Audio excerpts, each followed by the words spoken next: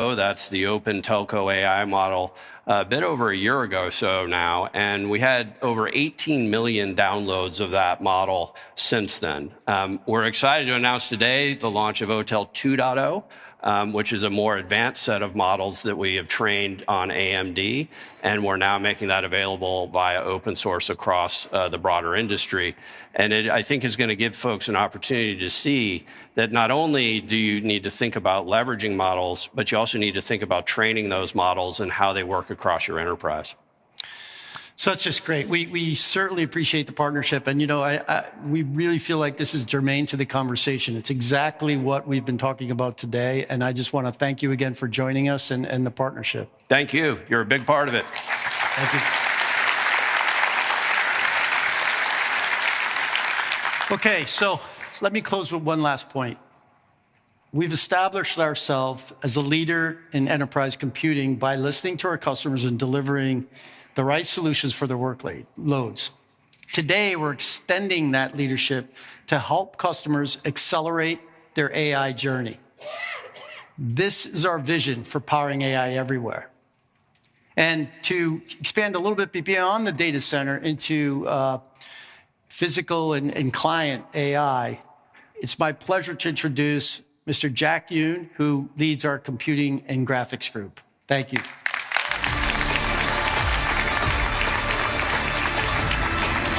Thank you, Dan. It's great to see so many friends, partners, and developers here in San Francisco. Today, we have seen how AMD is building the compute foundation for AI in a data center. But the full AI transformation requires two more ingredients: intelligence that becomes personal, and intelligence that can understand and act in the physical world. Those are the two frontiers I want to explore with you here today. Let's begin with personal AI. Enterprise AI is already reshaping the data center, but agentic AI will extend far beyond it. Agents are the next great productivity multiplier. The jump from software that responds to software that completes work. A personal agent can double what one person can do. A team of agents can multiply that by 10. And as agents gain more capabilities, the opportunity can grow exponentially. But that promise has a compute consequence. Unlike a single AI query, as agent reasons, calls tools, and coordinates to other agents, and run nonstop, agents become more capable and pervasive. So will token consumption, meaning that demand will require every layer of the computing ecosystem to scale together. Data centers remain the foundation for frontier AI in the most demanding workloads, but edge and client systems can extend that capacity, putting more intelligence closer to where data is created and where the work gets done. The PC is already one of the most powerful compute engines ever placed in the hands of an individual. Across billions of devices, enormous computing capability is already deployed every single day, yet its potential remains largely untapped. Putting that capacity to work changed the economics of computing. More workloads can run on systems that are already in place, reducing overall infrastructure costs and allowing data centers to focus on the largest, most demanding task. And local computing brings inherent advantages. Your data stays with you, your applications remain responsive, and your system keeps working, even when your network does not. And thanks to a new generation of smaller, more capable AI models, we're beginning to unlock that potential. And the unlock is happening faster than anyone expected. Last August, GPT-OSS needed 120 billion parameters to score 80 on GPQA. Just 7 months later, Qwen 3.5 scored even higher, with only 9 billion. Better performance, with 13 times fewer parameters. This is not an incremental improvement. It's a dramatic shift in the compute required to deliver advanced intelligence. And this is a trend, not an outlier. Smaller open models are closing the frontier gap at extraordinary speed. Qwen 3.6 27 billion parameter model now outperforms leading frontier models from the previous generation on graduate level reasoning at a fraction of the size and cost. That changes what is possible. Workloads once reserved for the cloud can now run on powerful compute engines designed for personal AI compute. Let's map these model performance breakthroughs to AMD platforms. Ryzen AI 400 supports models up to 24 billion parameters, more than enough for Qwen 3.5, 9 billion, with substantial headroom. Ryzen AI Max extends that capacity to models as large as 200 billion parameters, running natively on a personal system. This is not reduced AI, compressed to fit on a PC. It is a new class of personal computing built to run powerful models where the work actually happens. And this is exactly what led us to build Ryzen AI Halo. We wanted to give developers a platform powerful enough to run these models locally, yet simple enough to use every day. With 120 gigabytes of unified memory and support for models up to 200 billion parameters, developers can build, test, and iterate locally directly on their desk. Ryzen AI Halo embodies the future of personal AI for everyone, a future that shortens the distance between an idea and a working model. For developers, that means a dramatically more efficient and optimized path from experimentation to deployment. And as Vanti showed earlier, ROCm.ai is making hardware programming radically more accessible. Developers can understand, modify, and optimize code for ROCm, even without deep ROCm expertise. And better yet, the same open software foundation extends across all of AMD's hardware. Developers can use the frameworks and tools they already know, start locally on Ryzen AI Halo, and scale across the full AMD compute platform without rebuilding their work. And we're not stopping there. Today, we're expanding our partnership with Hugging Face to bring the open AI ecosystem directly on Ryzen AI Halo. Powerful compute only creates value when developers can quickly access the right models, optimize them for the platform, and turn them into real applications. Together, AMD and Hugging Face will deliver Halo-optimized performance for open models and agentic workflows. How cool is that? And along with co-engineered libraries and toolkits designed to help developers spend less time configuring infrastructure and more time building. And later this year, every Ryzen AI Halo box will include a full year of Hugging Face Pro, putting the power of partnership in developers' hands from day one. Freedom and more power to the user. This is how we accelerate innovation in the AI era.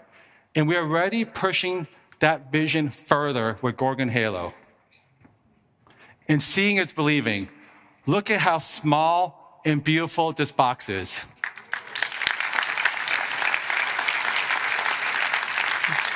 We've increased unified memory from 128 to 192 gigabytes, the largest unified memory pool in its class, and increased model support from 200 billion to 300 billion parameters. Thank you, Laura. And this is no longer limited to a single platform form factor. Together with the world's leading OEMs, AMD now powers the broadest portfolio of personal AI systems, from laptops and workstations to mini PCs and developer platforms. That means developers, enterprises, and creators can choose the right system for the way they want to build and work. Personal AI is not a concept, it is a category, and is available right now on AMD. We now have all the pieces. Models are efficient enough. Hardware is powerful enough. Software stack is open and ready. And open harnesses like Lemonade Server can route workloads to the right model and right compute. The technology is here. The next challenge is taking it from one developer's desk to thousands of users across an enterprise. Cisco sees and believes in that future the same way we do. To take us deeper into how we turn that vision into enterprise scale reality, please join me in welcoming to the stage Jeetu Patel, President and Chief Product Officer at Cisco. Jeetu, how you doing? How are you? You look great. You do Thank too. you for joining me here today. Congratulations. Thank you, thank you. Now, Jeetu, you and I talk how we're at an inflection point. And for the past few years, industry has spent time just building intelligence. The next phase is how we deploy this intelligence at scale in enterprises. You spend so much of your time talking to CIOs, technology leaders. What are they telling you? What's changing? Well, firstly, it's a really exciting time to be alive in tech. And if you just take a step back right now and see what's happening, there's actually a fundamental shift that's happening in the patterns of inferencing. So if you think about the patterns of inferencing that existed during the chatbot era that was human-led, it was very, very spiky. You ask a question, you get an answer. What you're starting to see with agents is they're working 7 by 24. They're very consumptive on bandwidth and on infrastructure. So you're starting to see a much more persistent pattern of kind of demand signal for infrastructure. We usually joke around internally, humans click, but agents swarm. Yes. And so as you start to see this, what you're going to have is a tremendous amount of, and there's two big concerns that are also there, which is one is every customer is concerned about security, and every customer is concerned about cost. So what you're starting to see happen is inferencing is not just going to be limited to the data center. Inferencing is going to be distributed everywhere. And there's a whole new class of computing that's emerging with this desk-side computing that you just announced, where there's going to be inferencing that you're going to have a laptop or a desktop where humans work, and they might have a desk-side computer where agents are kind of going out and running their jobs on behalf of humans. So that's what we're seeing essentially. On we're fully aligned, G2, and that's exactly the shift we're seeing. If AI is moving closer to employees, compute has to move closer as well, right? The PC is no longer just a productivity device. It becomes an intelligence node in the enterprise. But in deploying intelligence everywhere, it creates a new trend for CIOs that you and I talk about so much. We do, yeah. How do you operate thousands of these systems with the security, governance, and control enterprises require? G2, how is AMD and Cisco solving this, and what are we building together? Yeah, so this is an exciting time because what you're starting to see is there's a few things that need to really be done. You can't just go out and deploy your desk-side computers and hope that everything works out in the enterprise. You need to make sure that it's governed, it's managed. And so there's a few things that are really important. Number one, you have to have an appropriate amount of network bandwidth to satiate the needs of the agents that you're going to run locally. So this notion of network infrastructure that can get modernized to keep up with the needs that you're going to go out and generate is going to be very important. That's number one. Number two, like I said, every customer is really worried about token costs. And so we need to make sure that we can actually contain the costs of an agent's consumption of tokens when it actually starts to go awry. Up and down when needed. Exactly. Number three then is how do we monitor agent behavior for safety and security so that if it does start to do things that we don't want it to do, we can in runtime provide enforcement guardrails.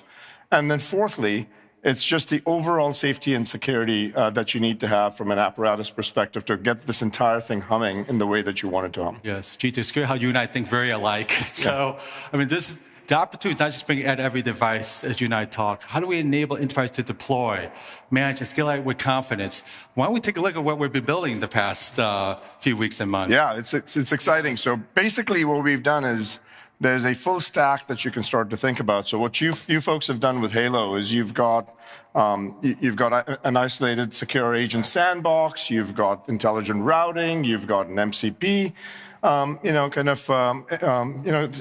core set of integrations. And then what we've done above that is we've made sure that you have the right level of security policy enforcement. We've also got the right level of observability so that it's an end-to-end resilient infrastructure stack. So it's observability of how is your apparatus and the infrastructure working. Is the agent behavior being done in the right way? And can you observe the agent behavior? And are the tokenomics within the guidelines that you want them to be? And then what we have is a single unified management plane, a control plane, that can look at every single dimension that you have and be managed within one environment. And so that's kind of the full stack, and we are really, really excited about the partnership. Us too. Our teams love working with your team, G2. Yeah. Now, how's this